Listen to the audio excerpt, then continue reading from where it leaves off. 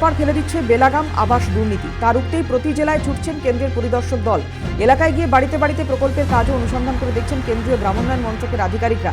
পূর্ব মেদিনীপুর এবং মালদার পর উত্তরবঙ্গের শিলিগুড়িতেও গিয়েছিলেন। ঘুঘুর বাসা ভাঙতেও যান পূর্ব বর্ধমান, নদিয়া সহ বিভিন্ন জেলাতেও। তবুও যোগ্য উপভোক্তাদের যে বিক্ষোভ কিছুতেই কমছে না, তা বিভিন্ন জায়গার চালচিত্র দেখলেই বোঝা সম্ভব। প্রতি জেলায় আবাস দুর্নীতি তদারকি করতে যাওয়া কেন্দ্রীয় টিমকে ঝিলের পরিযায়ী পাখির সঙ্গে তুলনা করছেন তৃণমূল মুখপাত্র কুণাল ঘোষ।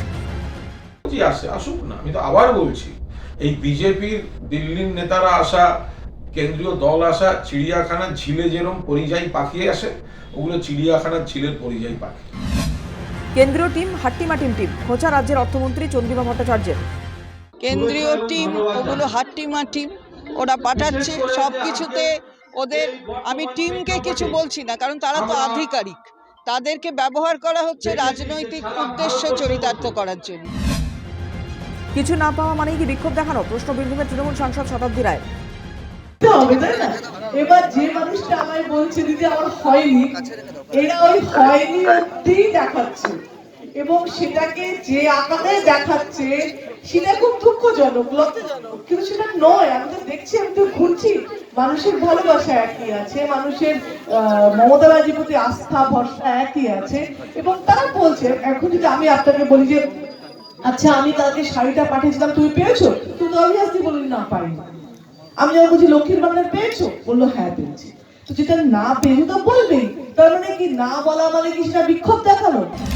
প্রাসাদোপম বাড়ি থাকা সত্ত্বেও সুবিধা প্রাপকদের বাড়ি পাইয়ে দেওয়ার অভিযোগ বিজেপি রাজ্য সভাপতি সুকান্ত মজুমদারের। बातें नहीं, गरीबों को लिए प्रधानमंत्री जी ने घर भेजा, आवास भेजा। उस आवास को आप गरीबों से छीनकर अमीरों को देंगे, जिनके पास 2-3 तले माले का घर है, उन लोगों को देंगे। अपने पार्टी के प्रधान जो है पंचायत के, उनको देंगे। ये छोटी सी बात उनके लिए हो सकती है, उस गरीब के लिए छोटी सी बात नहीं है जिस गरीब का घर छीन जाता है। দল বাজবিচার না করেই আবাসে পাকাপোক্ত বাড়ি করে দেওয়া হবে, প্রতিশ্রুতি বিজেপি নেতা মিঠুন চক্রবর্তী। যদি না মরে যায়,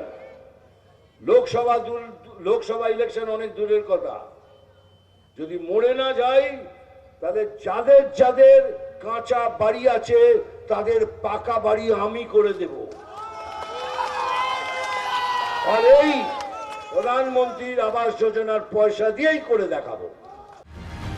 বেলাগাম আবাস দুর্নীতি জেলায় জেলায় জেরবার অবস্থা। আবাস দুর্নীতিতে তথ্যানুসন্ধানে ছুটে যাচ্ছেন দিল্লির দল। প্রতি জেলায় গিয়ে কি ক্ষতের ঘায়ে মলম দেওয়া সম্ভবপর, সে প্রশ্নই উঠছে।